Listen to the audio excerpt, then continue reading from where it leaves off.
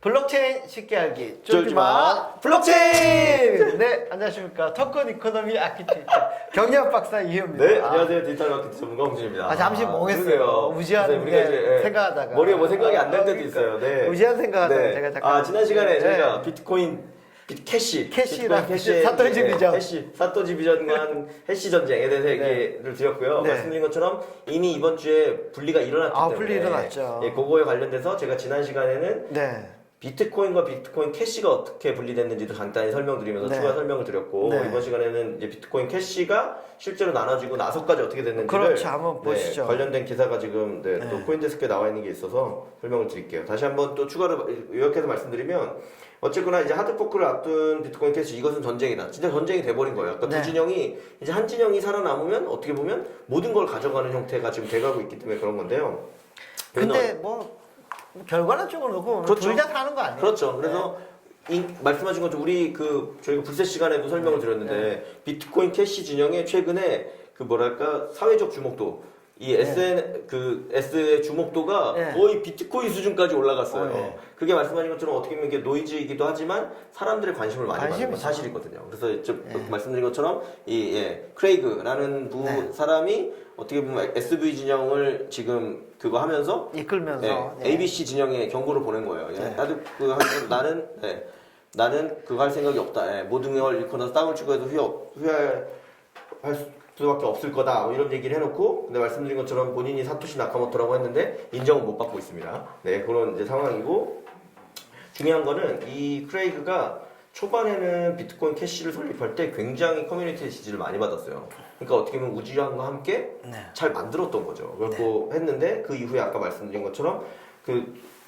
왜 이 일이 일어났냐의 핵심은 뭐 아까 진영 이런 걸 다 떠나서 네. 핵심적으로는 지난 시간에 간단히 설명드렸듯이 비트코인 캐시조차도 기술적인 속도나 이런 부분을 생각하면 그게 아직도 충분하지 않다는 거죠. 그러니까 용량을 8메가에서 32메가로 늘렸는데 네. 32메가로 늘린 걸로 유지하는 게 좋느냐 또 지금 128메가로 늘리자는 거거든요. 네. 128메가로 늘리는 게 좋느냐에 대해서는 뭐 사실 답이 없다는 거죠. 그래서 어떻게 할 것이냐에 대한 이슈가 있고 그래서 여기 그러니까 이제 1년 SVG, 그러니까 사토시 비전 쪽에서는 블락 사이즈를 계속 늘리자라고 하는 거고, 그렇죠.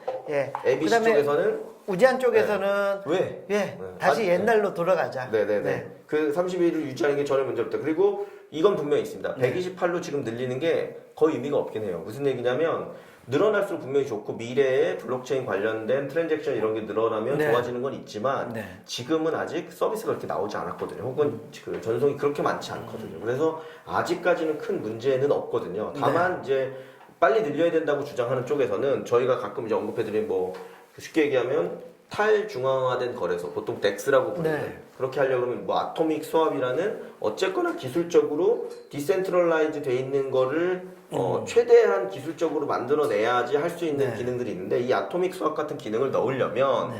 이제 그 용량이나 이런 부분을 빨리 업그레이드 해야 된다는 미리 거죠. 좀 만들어놔야 그래서 된다, 블락 사이즈. 128메가로 블락 사이즈 올리는 것뿐만 아니라 그에 관련된 기술들도 업데이트를 해야 되는데 네. 그런 부분에 있어서 말씀하신 것처럼 SV 측은 빨리 해야 된다, 해놔야 된다라는 거고 ABC 쪽은 야 우리가 최고라고 이 부를 창출하고 이걸 유지하는 데는 아직 32메가로 충분해라고 하는 게 이제 어떻게 보면 싸움이 된 거고 그게 이제 어떻게 보면 감정 싸움이 돼버렸다 정도인 거죠. 네. 네. 근데 진정한 사토시의 비전이 뭔지는 잘 모르겠어요. 모르겠죠. 둘 다 아는 것 같은데. 둘 다 아는 것 같은데. 네. 자, 거기서 이제 결론은 그래서 이제 이 얘기들을, 네. 이 기사를 저희가 링크를 나중에 해드릴 테니까 한번 보시면 그래서 결국은 누군가는 누구네 진영이라고 손을 들어야 되잖아요. 그래서 아까 말씀드린 뭐 로즈버나 네. 우지한이나 각자의 진영을 했고 그 다음에 거래소들도 뭐 바이낸스 이런 데들도 어떻게 할 거지? 야, 우리는 둘 다 상장시켜줄게. 혹은 우리는 얘네가 이길 것 같으니까 얘네만 상장할게. 이런 일들을 지난 2, 3주간 열심히 한 거죠. 예.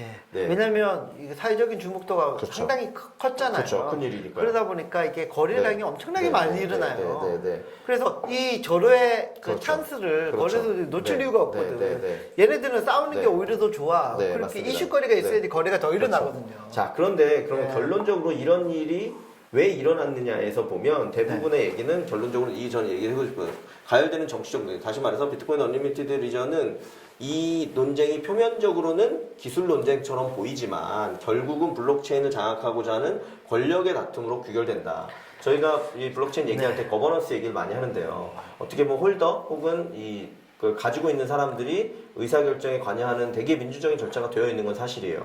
그렇지만 POW 방식으로 채굴을 하거나 하는 데서는 어쨌거나 채굴자의 역할 그리고 채굴 파워를 가지고 있는 거 요즘 뭐 굉장히 저기 그게 큰 파워를 나타내는 거죠. 저기 비트코인 임프루먼트 그 프로포절 보면은 네. 채굴자들이 마이너들이 사실은 투표에 참여를 그렇죠. 하잖아요. 홀더들이 참여하는 게 그렇죠. 아니라 네. 물론 네. 마이너들이 네. 채굴했기 때문에 홀더가 된 것도 있어요. 네. 근데 시적인 의사결정이 그렇죠. 마이너들 중심으로 이루어지다 네. 보니까 그 진영을 맞습니다. 확보하느냐에 따라 가지고 주도권을 행사할 수 있는 그래서 거예요. 요 얘기를 꼭 드리고 싶은데 그래서 이제 그 언론에 보면 나는 엔체인이나 크레그 라이트에게 힘을 실어줄지도 모를 결정에 동참하고 싶지 않다. 이것은 기술적 논쟁이 아니다. 영향력과 통제권에 대한 문제다. 그렇죠. 인 거고 사실 SV 진영뿐만 아니라 ABC 진영에 대해서도 똑같은 이제 말이 있는 거죠. 네. 그런 부분들 때문에 얘기가 됐고 결국은 둘이 갈라섰습니다. 자, 그래서 갈라서는 어떻게 됐냐?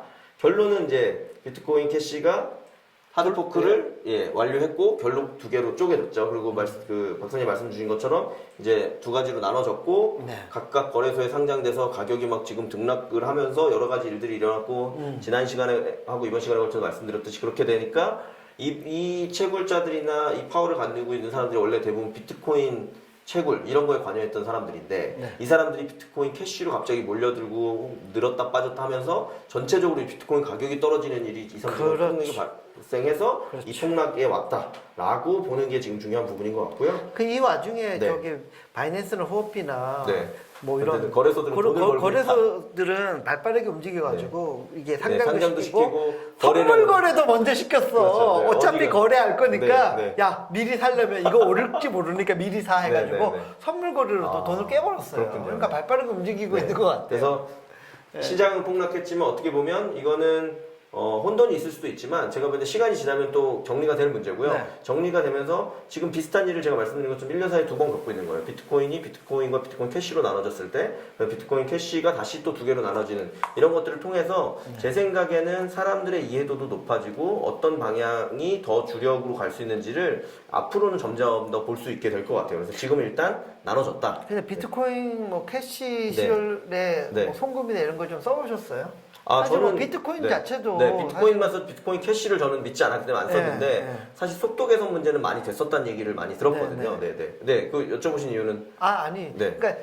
이런 논쟁만 우리가 하고 있을 때가 그렇죠. 아니라 실제 맞아요. 그것도 어디에 더 필요합니다. 쓰이느냐가 그게 중요한 건데. 실제로는 네. 어쨌거나 비트코인 캐시는 55만 6,766번째 채굴된 비트코인 캐시를 끝으로 이제 하드포크가 일어났고 네. 그때 그래서 사실은 뭐 지금 저희가 이게 일요일 날 방송하고 있는데 금요일 밤이었나요? 막 가격이 막 엄청 갑자기 폭락하고 이런 일이 발생했거든요. 네. 그게 그때가 왜 그러냐면 이제 비트코인 캐시 입장에서 네. 왜 그랬냐면 이 블럭 생각했을 때 스냅샷이라고 하죠. 이제 찍어두면 둘로 나눠질 때 이때 비트코인 캐시를 들고 있던 사람은 두 개의 코인을 일단 다 받는 거거든요. 그래서 그때까지 가지고 있다가 그 다음에 나는 우지한이 이길 것 같아. 그러면 우지한 반대 진영 거를 막 판다거나 나는 이 진영이 이길 것 같아. 그럼 이쪽 진영 거를 막 판다거나 혹은 반대로 또 난 이 진영이 이길 것 같아. 이걸 빨리 사야지 산다거나 해서 이제 가격이 막 등락하고 시장을 어렵게 거래량도 만드는데 막 폭등하고 그런 예. 일이 지금 하루 이틀 동안 계속 발생한 거다라고 보시면 될 것 같고요. 약간 음모론적인 관점에서 놓고 보면 사실 뭐 이렇게 이벤트 거리가 네. 없으면 네. 거래소도 재미가 없거든요. 그리고 얘네들이 막 싸우고 치고받고 싸운다고 네. 막 그러니까 바이낸스나 네. 호피나 뭐 이런 큰 거래소들이 그렇죠. 이미 거래가 될 수 있도록 다 시스템을 네. 해주고 이랬다는 거는 다 연결돼 있다는 그렇죠. 거죠. 네, 그럴 수 있죠. 미리미리 네. 왜냐면 이거 그 바로바로 거래가 안 되거든요. 그럼요. 원래는 개발이 필요한 부분이 분명히 합의가 있거든요. 되어 있고 그 네. 데이터 완결성이 보장돼야만 네. 거래가 시작되는 네. 건데 네. 서로 이미 바로 카드 뽑고 치자마자 거래가 그렇죠. 된다는 거는 이미 다 네. 사전적으로 개발을 다 동시에 진행을 하고 있었다라고. 그래서 저희 이 방송하면서 늘 말씀드리지만 무슨 토큰에 투자하거나 코인에 투자하라는 게 아니라 네. 블록체인이 가진 미래와 산업적인 부분을 하기 위해서 이런 현상의 변화들이 일어나는 거에 대해서 관심을 갖고 네, 그게 알고 어떤 의미가 있어야죠. 있는지 알고 계시라는 거고요. 그래서 끝으로 말씀드리면 그래서 결론적으로는 지금 하드포크가 일어났고 SV 진영과 ABC 진영으로 나눠졌다. 네. 그리고 박사님 말씀 주신 것처럼 ABC 진영이 특히 더 그러니까 거래소 상장이나 이런 것들이 이미 다 준비돼 있어서 지금 몇 군데 그렇죠. 이미 거래돼서 거래가 되고 있고 네. 업비트에도 사토시 지금, 비전도 거래돼요. SV까지 거래가 네. 지금 되고 있는 코빗도 상황이고요. 그렇고, 예. 네. 거래가 되고 있는 상황이고 저는 개인적으로 보면 이 두 진영에서 결론적으로는 이미 대세는 ABC 진영으로 기울었다라고 네. 보는 건 맞는 것 같아요. 다만 이제 SBG는 계속 얘기하는 거는 우리가 너희의 숨통을 끊을 수도 있다. 예를 들면 블럭 생성되는 데 있어서 소위 말하는 51% 공격처럼 뭔가 빈 블럭에 우리가 채굴에 들어간다든지 그러니까 서로 알고 있는 공개적으로 가능한 악랄한 방법을 써서 서로를 괴롭히거나 할 수 있다. 이런 얘기들이 나오고 있는 상황이라서 시장이 되게 좀 복잡해지긴 했지만 아까 말씀드린 것처럼 뭐 속도의 개선 이런 과정을 통해서 속도의 개선이나 이런 것들이 일어날 수 있는 부분이라는 생각이 들고요. 네. 저도 처음에는 이건 정말 우리처럼 블록체인 비즈니스나 이런 거에 관심 있는 사람들은 사업이나 프로덕트를 만들고 하고 싶은데 이런 일이 도대체 무슨 의미가 있지? 라는 그렇죠. 생각을 했는데요. 역으로 보면 이게 정말 탈중앙화되어 있고 민주적이기 때문에 이런 일이 일어난다는 생각이 역으로 들기도 하거든요. 그러니까 누군가 야 내가 정답을 알고 있어 니들 다 따라와 사실 그런 방식이 편해 보이고 좋아 보이지만